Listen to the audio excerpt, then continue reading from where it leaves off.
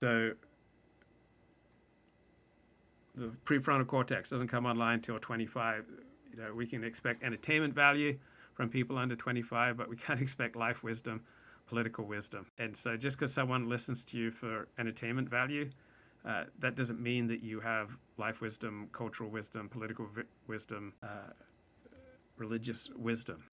Nick and Ken, chose niches that are underserved. So there's a great thirst for alt-right commentary that is not provided by the mainstream.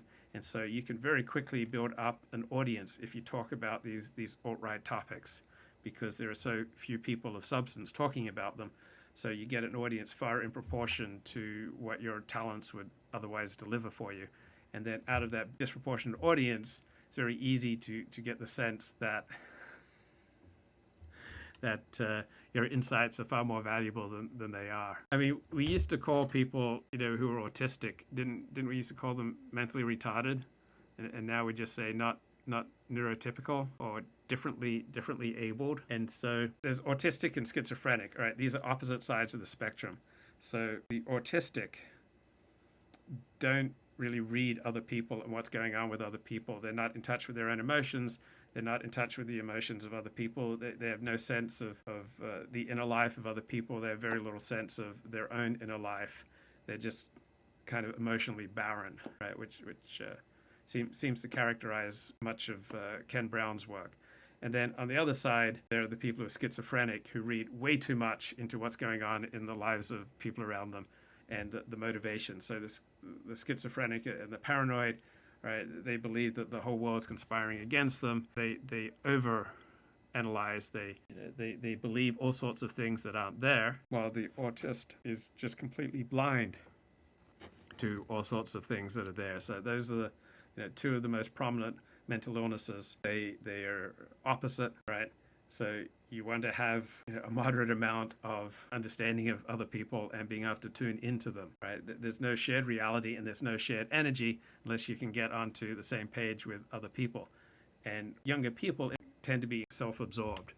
They don't tend to have a great deal of empathy.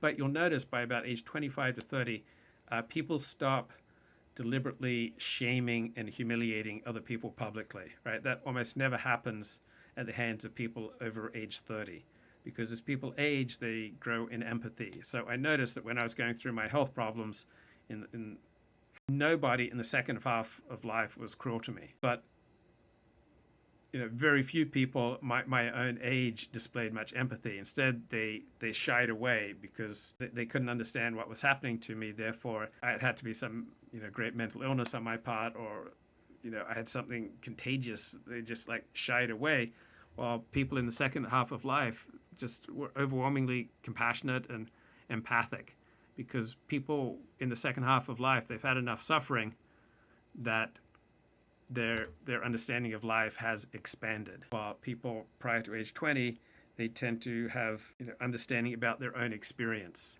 and they haven't devoted a great deal of attention to the lives of others, and they haven't concerned themselves a great deal with other people's priorities.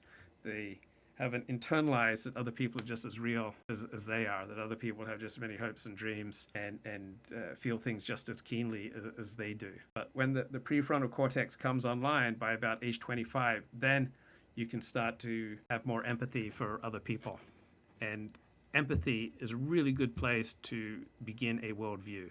So that's why I don't trust the life wisdom, religious wisdom, political wisdom, or cultural wisdom of people under 25, because they're simply not cognitively capable of sufficient amounts of empathy. And if you begin from a place of empathy, you're in a place of reality, right? You're recognizing your obligations to others.